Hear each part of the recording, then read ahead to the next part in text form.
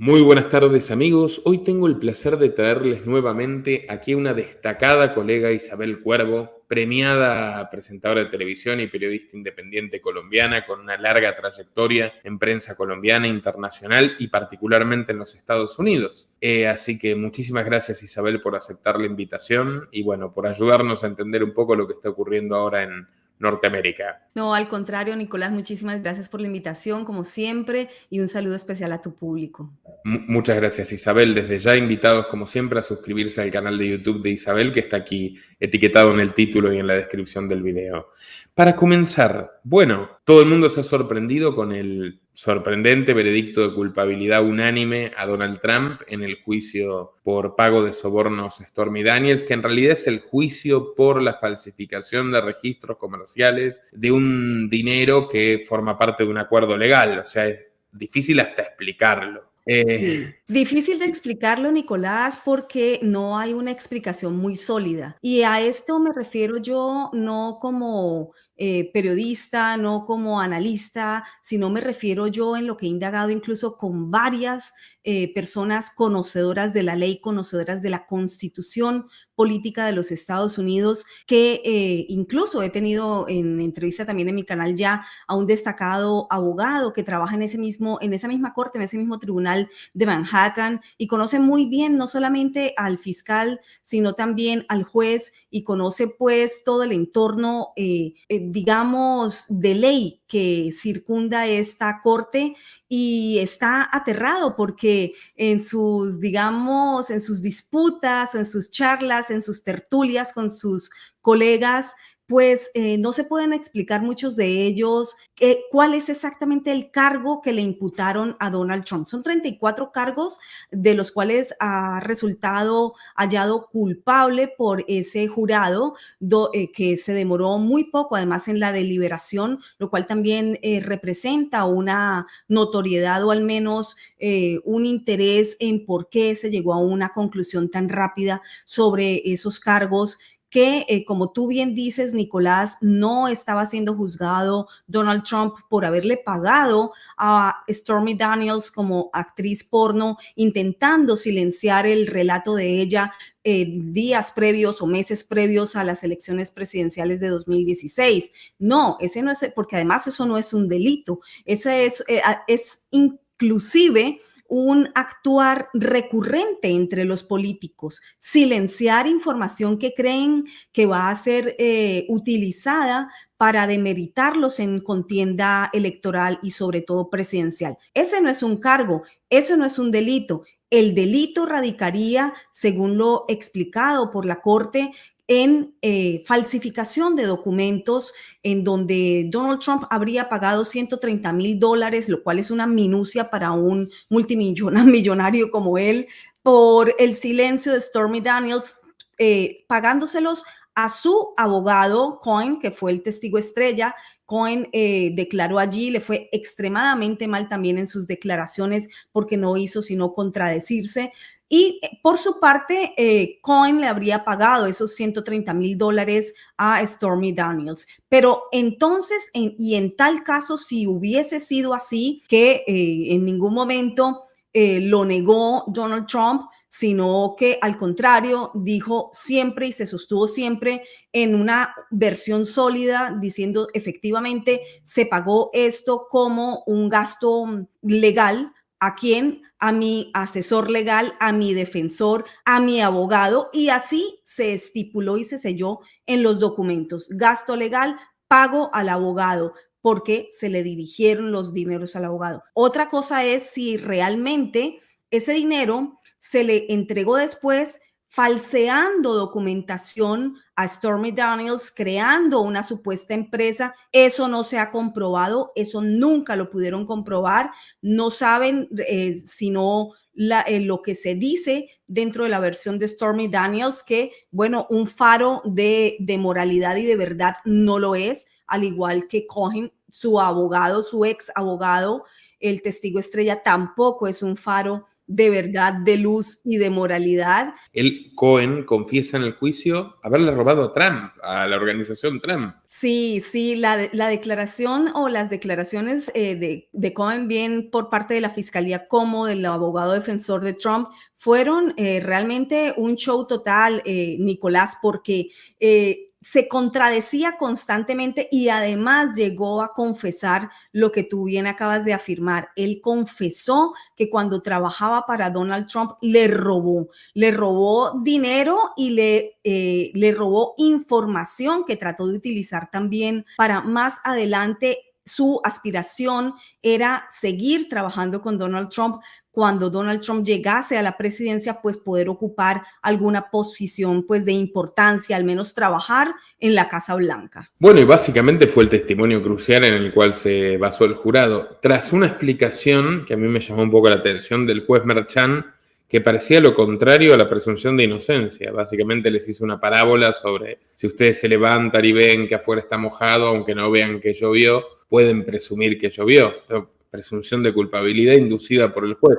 Un poco raro, o sea, va en contra de los principios básicos de indubio pro reo del derecho internacional. Ahora, juez un tanto extravagante, Merchan, ¿verdad? Colombiano, compatriota suyo. Sí, así es, colombiano. Qué lástima que hay varios colombianos en los últimos días que nos están haciendo quedar muy mal a la migración colombiana. Somos una comunidad de gente muy trabajadora, profesionales, talentosos que venimos a aportar también a esta nación, pero lastimosamente sí. En mi parecer, Merchan está haciendo, el juez Merchan está haciendo quedar un poco mal el nombre de Colombia porque está siendo muy cuestionado en su actuar. Son varios los puntos, Nicolás, por los cuales tal vez él debió haber recusado del caso y no lo hizo. Eso ya deja como un mal sabor y más viniendo de un juez, ¿verdad? Donde uno espera que la rigurosidad de la ética sea absoluta. Bueno, eso en mi parecer no ha ocurrido con el juez Merchan. Él ha sido pues juez de múltiples casos en contra de Donald Trump o de su fundación o de su organización Donald Trump. Así que ya él tenía un precedente de haber juzgado casos en contra de Donald Trump. Eso ya lo hacía, pues, por lo menos en opinión de muchos juristas, como poco confiable para poder seguir dentro de una línea objetiva o imparcial en este caso. Sin embargo, él no recusó, no echó para atrás, dijo que no tenía ningún problema, que ese caso le había correspondido a esa corte, que es la que él preside, y bueno, siguió adelante. La cuestión aquí no solamente, digamos, se empaña por lo que podría significar el juez Merchan, por lo ya explicado, sino también porque obviamente es de filiación política demócrata, él tampoco lo ha negado, de hecho ha hecho unas nimias donaciones al Partido Demócrata y esto es importante resaltarlo porque también algunas personas, comunicadores, tal vez poco informados, han dicho que ha hecho donaciones millonarias. No es cierto, el juez Merchan, por lo menos en lo que mi búsqueda y en mi investigación he encontrado, no ha hecho donaciones millonarias al Partido Demócrata, pero sí se ha declarado totalmente partidario del Partido Demócrata. Ha hecho unas pequeñas donaciones, ha estado trabajando de la mano de líderes demócratas. Su hija tiene una empresa de publicidad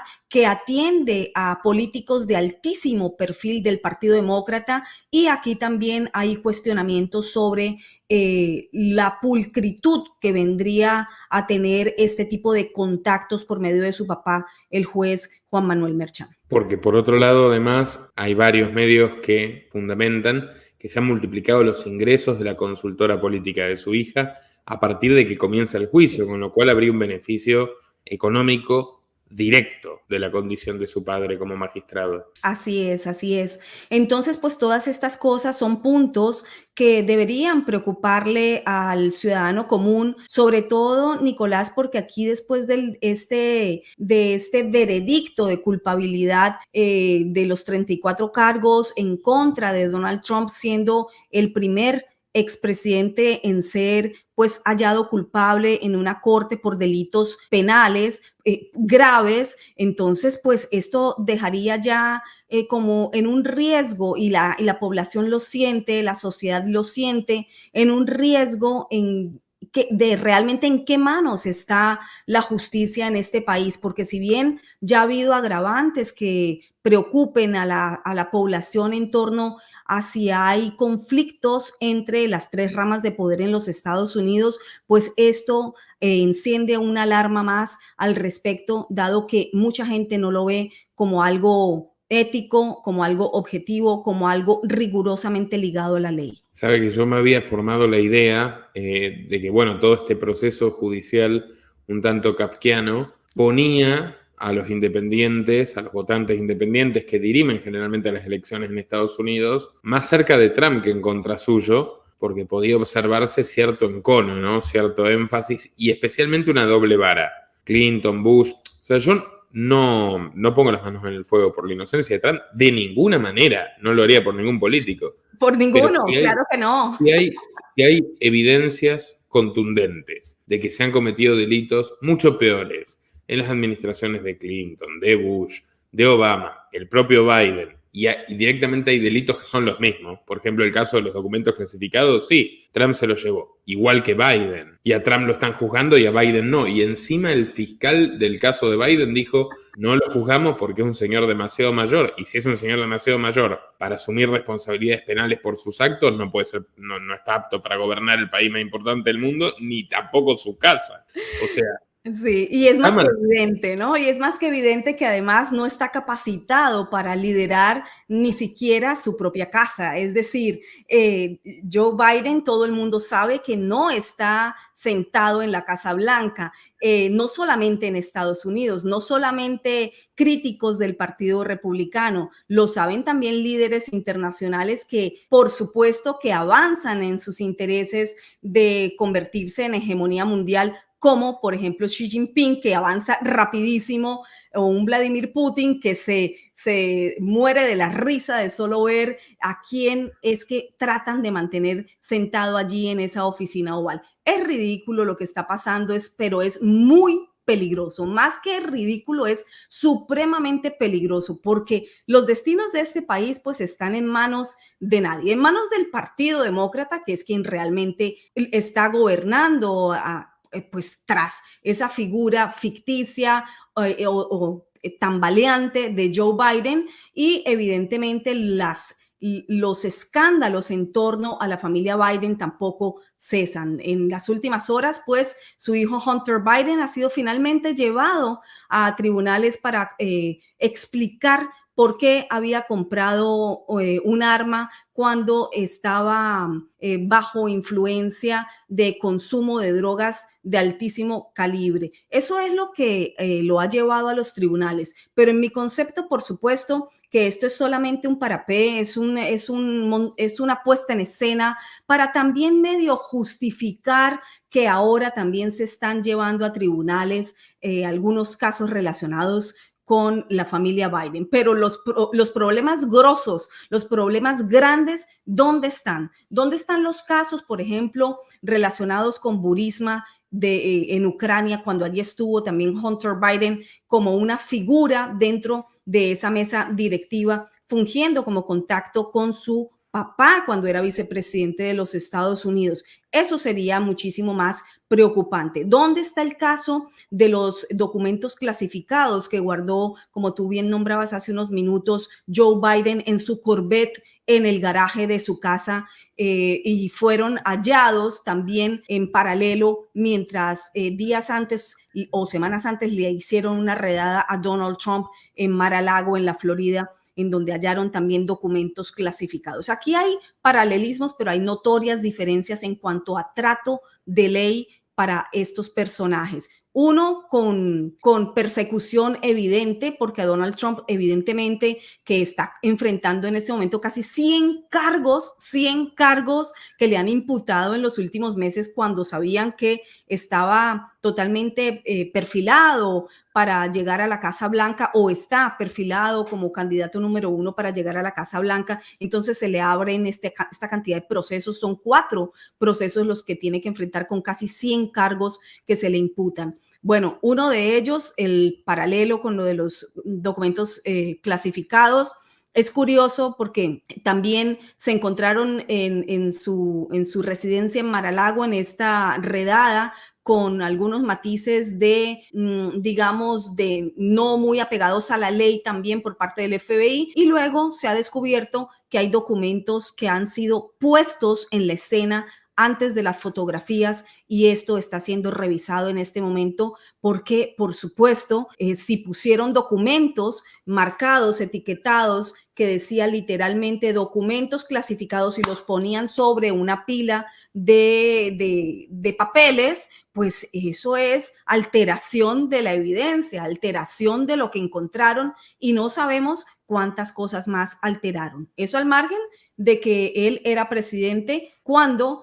retiró esos documentos clasificados, lo cual le daría por ley el derecho a retirar documentos clasificados o desclasificarlos antes de retirarlos. No es el caso de Joe Biden, que los habría tomado siendo vicepresidente. No es el caso de una Hillary Clinton, que habría también tomado documentación confidencial, la habría llevado a su casa, millones y millones de bytes en documentos confidenciales en un computador privado en su casa y tampoco ha sido jamás llevada a la justicia por tener este tipo de documentación y destruirla. Después destruyó esa información y no ha pagado ni pagará, pienso yo, a su presencia ante la ley, porque aquí definitivamente se ha demostrado y es muy, muy peligroso, Nicolás, que la ley no es igual para todos. Definitivamente. De hecho, yo el otro día conversaba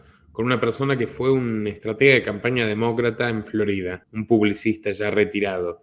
Me dice que durante muchos años él se indignó, ahora está furioso directamente con lo que es el partido, él se indignó por la mala gestión que habían hecho del voto latino. Le decía, bueno, nuestros estudios demográficos demuestran que mientras la población general en Estados Unidos envejece, los latinos tienen más hijos, por lo tanto era una apuesta absolutamente fundamental a largo plazo para el Partido Demócrata conservar ese sector donde tenían una clara preferencia de los electores, excepto una elección de George Bush antes de Trump casi de manera perfecta. Y a partir de los últimos años ellos pierden este favoritismo de los latinos. De hecho, ya en las últimas elecciones en muchos estados hay más latinos que apoyan a la candidatura de Trump que la de Biden.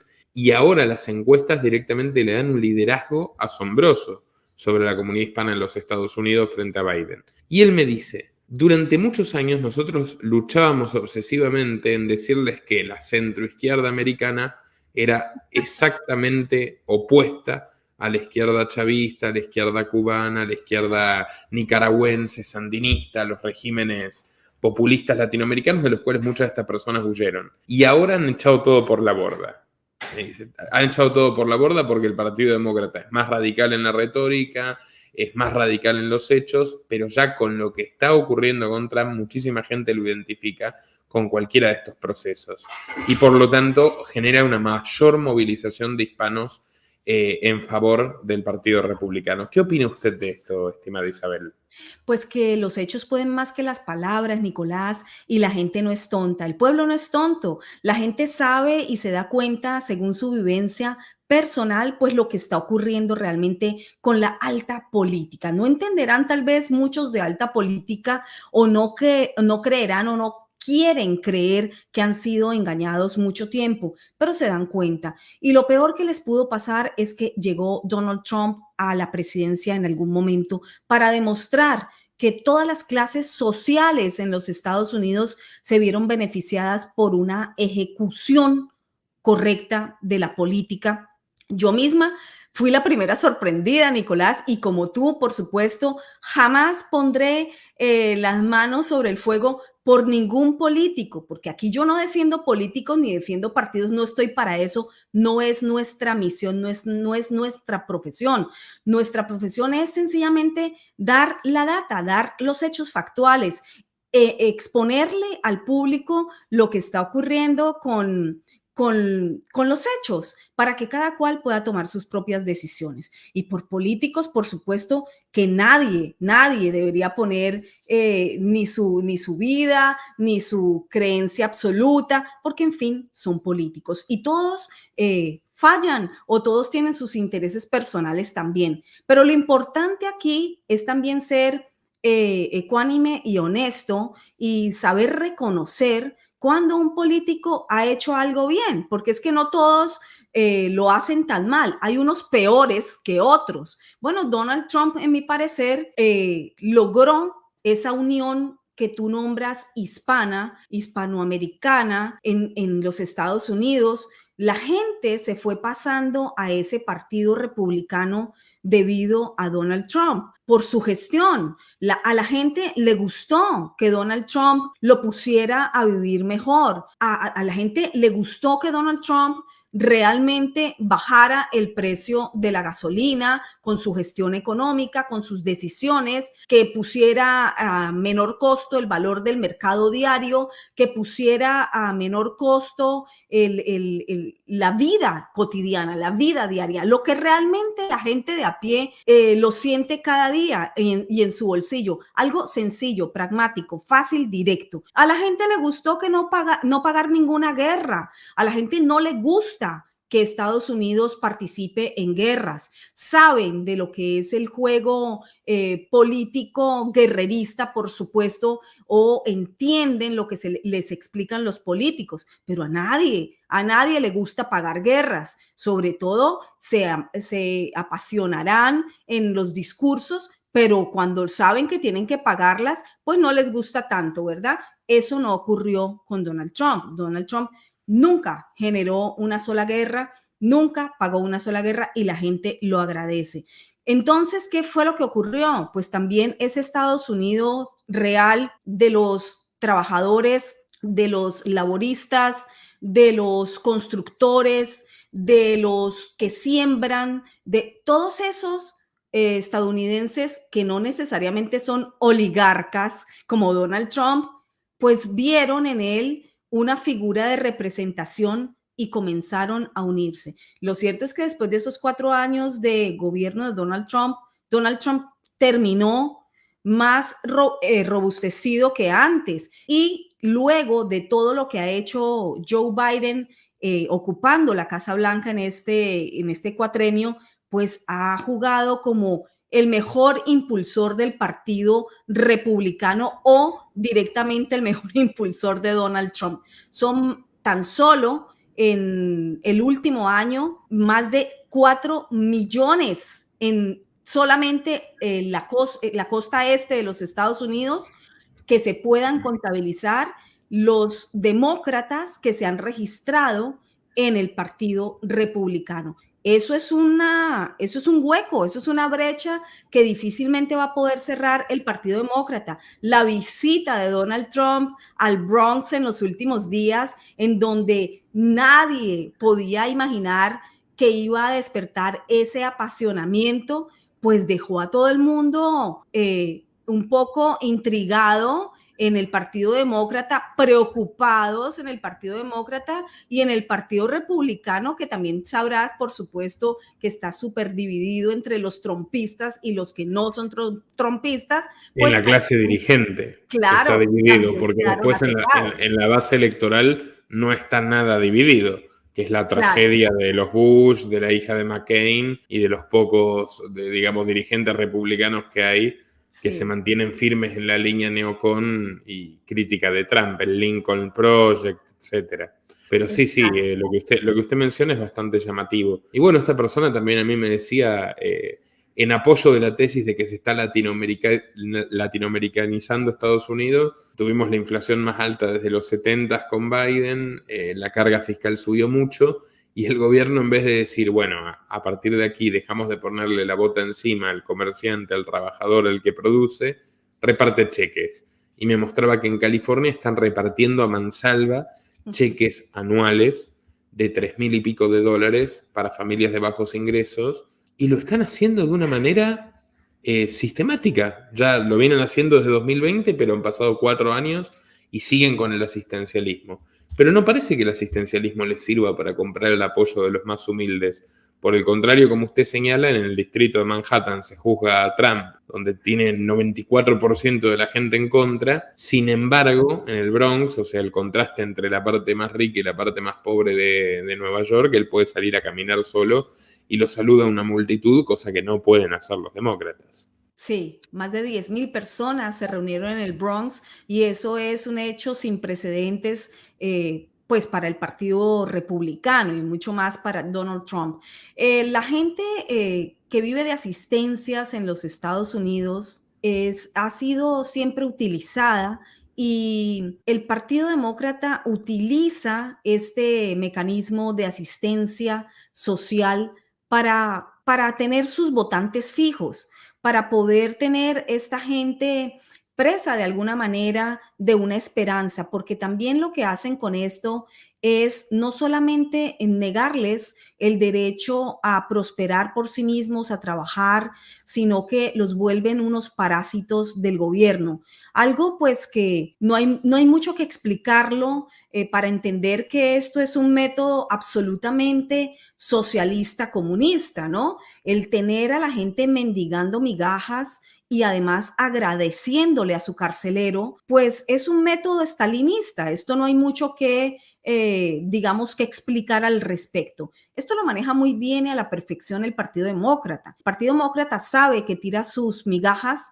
y el pueblo pues pesca, sobre todo en estados en donde tienen un adoctrinamiento masivo bastante fuerte como California, como la misma Nueva York, como San Francisco, es decir, todos estos enclaves paradisíacos para los demócratas porque mantienen a la gente presa de este sistema año tras año. Más la esperanza, por supuesto, de que siempre van a ayudar al migrante, a legalizar al migrante, pero nunca les alcanza el mandato ni el término para poder llegar a una amnistía. De hecho, la única amnistía que ha habido en los Estados Unidos en los 80 fue de un republicano.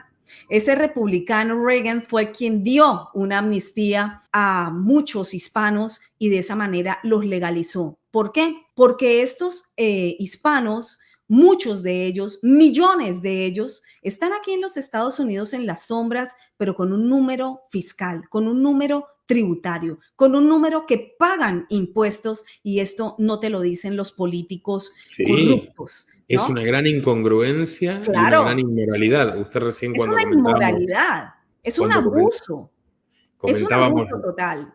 lo de Tampoco te... Merchan, que Sí, obviamente no era para, por supuesto que Merchan no es símbolo de la rica y diversa comunidad colombiana en Estados Unidos, no era para, bueno, los inmigrantes son los que hicieron grande Estados Unidos. De hecho, Trump es nieto de un inmigrante, o sea, el está discurso, casado con una inmigrante.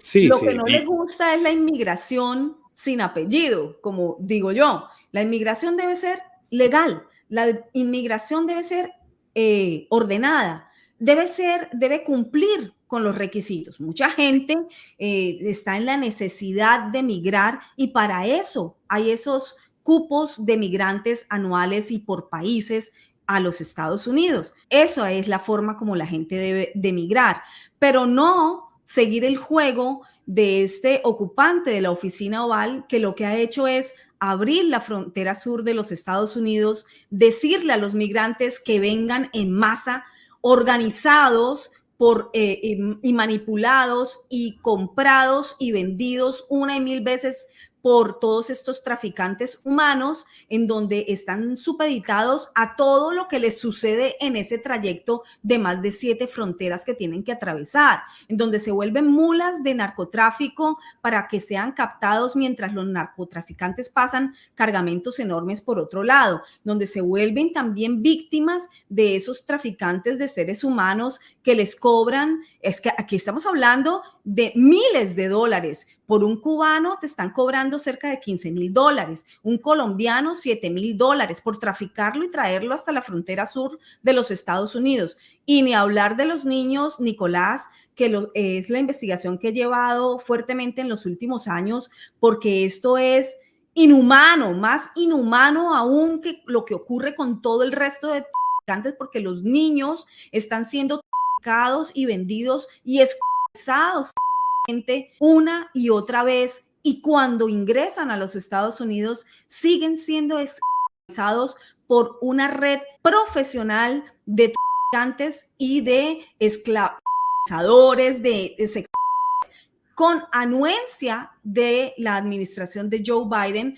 porque ellos lo saben, y he tenido en entrevista exclusiva a fuentes primarias que han visto, han testificado cómo desde el Departamento de Salud o de aquí de los Estados Unidos entregan estos niños a personas sin ser sus familiares, sin ser sus responsables legales. Siguen siendo traficados y esto es supremamente alarmante. ¿Por qué estos niños están siendo dejados entrar a los Estados Unidos sin ninguna regulación, sin ningún cuidado? Sí, ¿por qué? Hay una red multimillonaria detrás que le conviene muchísimo que esta administración se haga la de la vista gorda.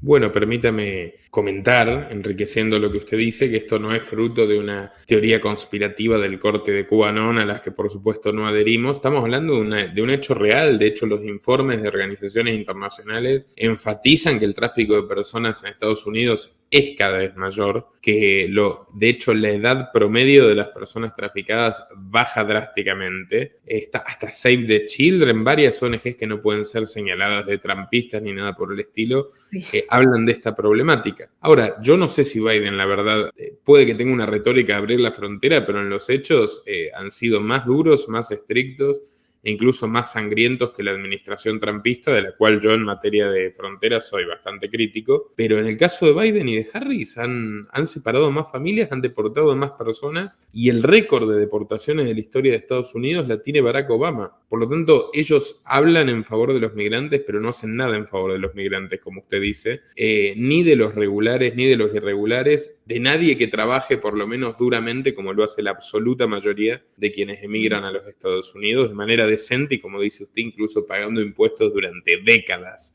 sin tener ningún derecho. O sea, esperando esa amnistía, esperando Exacto. que si llega una amnistía puedan demostrar que han pagado impuestos y entonces aplicarían o serían calificados para esa amnistía. Es muy triste. Bueno, Isabel, y ahora le quiero preguntar, Trump dijo recientemente en su intervención más reciente después de la condena, después del discurso, yo estoy dispuesto a ir a la cárcel, pero la gente no lo va a permitir. But what they don't understand is that I am willing to go to jail if that's what it takes for our country to win and become a democracy again. Es como que de alguna manera casi que se está mofando de la atracción y el poder popular que genera esta propia persecución. ¿Usted cree que van a tener la cara de meterlo en prisión domiciliaria, por ejemplo, cuando se anuncie la sentencia en julio? Bueno, esa es la pregunta del millón, Nicolás. Lo que pasa es que se han atrevido a tanto y se han enfrentado a un monstruo de las comunicaciones. Es un monstruo, Donald Trump, de cómo convertir una comunicación contraria o afecta en algo positivo, en algo a su favor. Por esa fortaleza es lo que lo ha llevado a continuar creciendo en aceptabilidad y en seguidores y en votantes potenciales. Donald Trump es una máquina imparable, eso es innegable. Está reuniendo en mitines políticos más de 100,000 personas. Está donde se para Donald Trump, saliendo de tribunales lo tenían cuasi preso ya allí en Manhattan durante todo este caso, escuchando una y otra declaración, él allí presente, y los miércoles eran los días libres de esa corte, él salía corriendo a hacer mítines políticos y lo que te digo, reunía 100,000 personas en uno y otro lugar, reunió más de 10,000 en el Bronx, en donde se pensaba que no iban a llegar sino unos cientos tal vez. Es una máquina que no para y que convierte todos estos asuntos, como por ejemplo la fotografía de reseña policial que le tomaron en Georgia, en donde no se quedaron con las ganas allí. Fani Willis se le hizo tomar esa foto policial para humillarlo y él hábilmente hizo la cara que hizo y la publicó primero que nadie para decir: esta es la foto de mi reseña policial, ahora yo estoy reseñado, y resulta que fueron creciendo en miles, si no millones, los seguidores que se identificaron con él por la forma en que dio el mensaje comunicacional. Lo mismo ha ocurrido ahora con el fallo en Manhattan. Salió de allí inmediatamente diciendo que era un preso político. No es un preso porque aún no está preso, pero sin duda es un perseguido político, porque no es casual que se le hayan abierto tantos casos, sobre todo cuando saben que va directo a toda maquinaria a ocupar esa oficina oval nuevamente. Sí, es que alguien cuida las urnas, si es que los que cuentan los votos no están tocados, porque aquí hay que hablar claramente, Nicolás, y no podemos seguir diciendo año tras año lo que dicen los medios hegemónicos, y que por supuesto ni tú ni yo lo hemos dicho jamás, porque hablamos con la verdad, diciendo que aquí las elecciones presidenciales han sido transparentes. No, de transparentes nada. Aquí esta servidora en este pequeño estudio ha encontrado decenas de irregularidades ya informadas en mi canal, por supuesto, en su momento, y sobre todo en el proceso electoral, cómo ha sido minado, cómo se ha ido torciendo, cómo se ha ido ensuciando el sistema electoral en los Estados Unidos, a tal forma que vemos pues el escándalo de las anteriores elecciones, y todavía hay tribunales abiertos investigando casos de posibles irregularidades, y una de esas posibles irregularidades acaba de ser confirmada tan solo un mes atrás en Georgia, cuando dijeron: sí, efectivamente, aquí hubo irregularidades en las elecciones y los votos no dan. Los votos no marcan exactamente el número que se dio en las elecciones presidenciales en 2020. Pero le hago una pregunta. Yo lo que vi, y obviamente también le he dado cobertura y en aquel momento de manera bastante minuciosa a todas estas cuestiones, pero me sorprendió que tanto Giuliani como Sidney Powell se declararon culpables de haber mentido. Los Sí. abogados de Trump que denunciaron estas irregularidades de manera masiva. O sea, puede que haya habido una exageración también de parte de los republicanos, que a la hora de enfrentarse a los tribunales no tenían las evidencias concluyentes. Y es probable también, porque eso no lo podemos descartar hasta que no tengamos también la evidencia de la carga, ¿no? De qué realmente se dijo por parte de ese equipo de Trump, cuántos votos decían realmente que fueron no contados. Es decir, habría que hacer... Vuelvo a lo mismo que he dicho en varias entrevistas, Nicolás. Aquí lo que habría que hacer es un estudio forense de esas elecciones, como debería ser. Aquí debería haber transparencia total, no que lleguen las acusaciones y se desestimen y entonces no se investiga y entonces se dice: no, aquí no hubo nada, aquí vamos a volver a contar lo que ya se contó. No, pero es que así no es. La cuestión aquí es hacer una investigación forense bajo el hecho ya más que cuestionable de que hay dudas en varios estados, de que no se puede certificar lo que no está certificado, que era lo que estaba ocurriendo ese 6 de enero cuando el pueblo se levantó, entró al Congreso y dijo: un momento, yo quiero claridad, yo quiero que me digan qué fue lo que pasó con las elecciones, por qué no creían realmente que habían sido transparentes. Si no han sido transparentes, el pueblo tiene derecho a manifestar su descontento. Esto no quiere decir que yo esté justificando la violencia. Estoy justificando el hecho que todo el mundo tapó en medios hegemónicos diciendo que toda esa gente eran conspiranoicos y que eran unos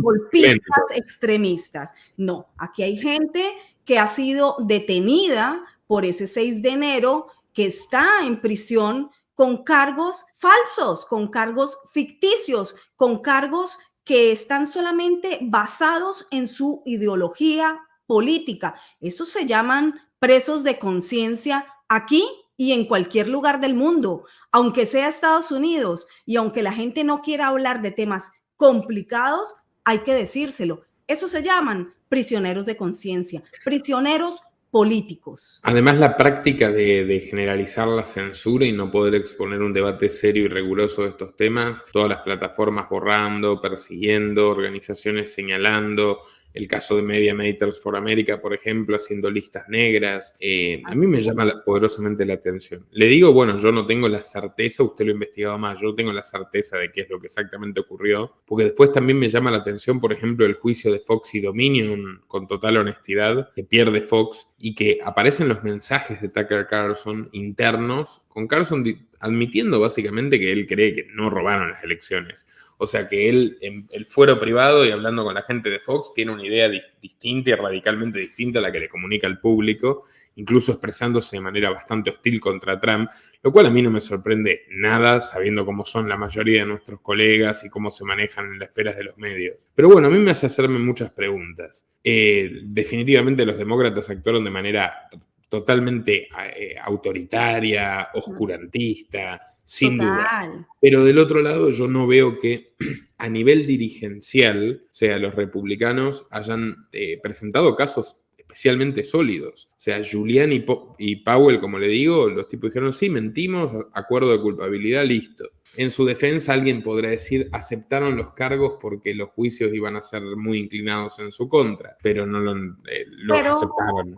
Sí, y también hay que tener en cuenta que aquí... Trump no aceptó los cargos contra él. No, y hay que tener en cuenta que aquí es muy usual que se hagan acuerdos previos antes de comenzar un proceso. Si comienza el proceso ya no tienes posibilidad de hacer ningún tipo de acuerdo. Entonces la presión también sobre esta gente pues no era poca, ni es poca, todavía siguen siendo presionados y mucha gente pues prefiere negociar y salirse de un problema mayor con tal de seguir siendo perseguido. La persecución política para los trumpistas no es ficción. Yo creo que se están viendo suceder estas persecuciones con hecho tras hecho, día tras día. Eso es lo preocupante aquí, porque por supuesto hay que indagar, investigar a fondo cada una de las situaciones, pero no luce bien, no huele bien en términos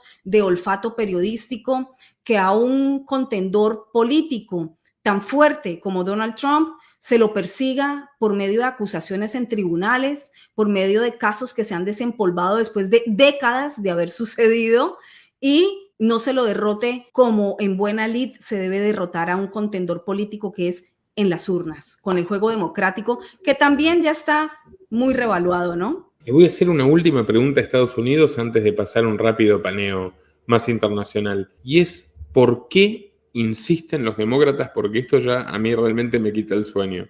En llevar a Joe Biden como candidato. ¿Es realmente ese el plan? ¿O va a haber un golpe de efecto inesperado? ¿Usted se espera un as en la manga?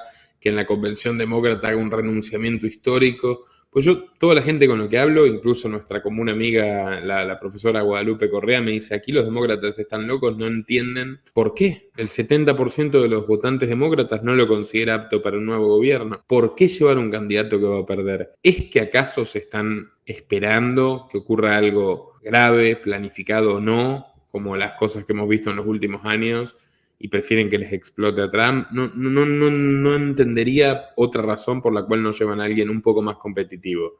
por lo menos para tener algo de representación en el Congreso.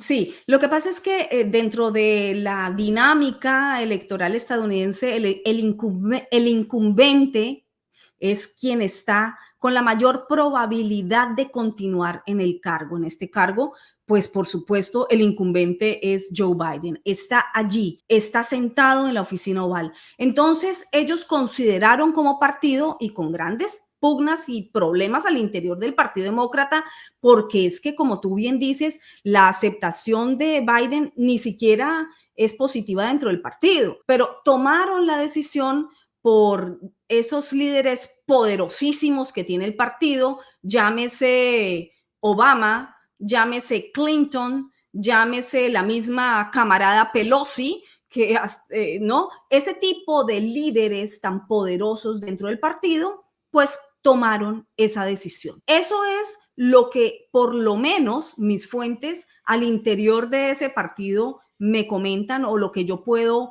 esclarecer por medio de conversaciones con esta gente.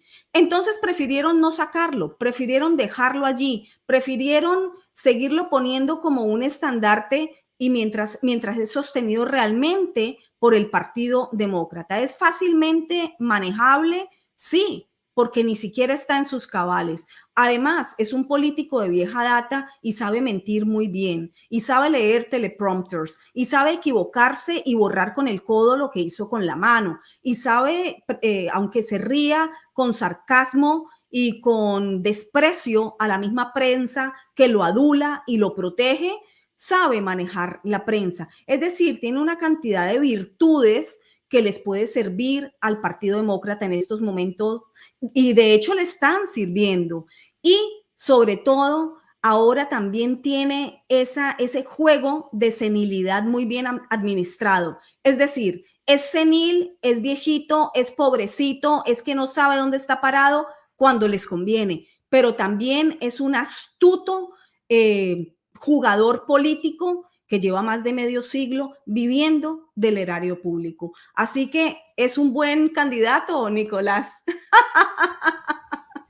Bueno. En el fondo es un buen candidato. Sí, sí. Te quería es la clase de persona que está dispuesta. Paneo latinoamericano para otro momento, porque estoy por entrar a otra entrevista ahora y se me acaba el tiempo. No, pero no hay ningún problema, Isabel. Le agradezco mucho su tiempo. Ha sido, lo hemos utilizado bastante bien. Yo creo que el público va a estar agradecido. Los invito a compartir en todas sus redes y grupos, a visitar el canal de Isabel Cuervo. Y muchas gracias. Gracias a ti, Nicolás. Siempre un placer el conversar contigo. Y por supuesto, aquí estoy para la próxima, como siempre. Muy claro amable. Que sí. Seguro que nos vemos antes de las elecciones de noviembre. Hasta Gracias, pronto. Nicolás. Un saludo hasta el sur.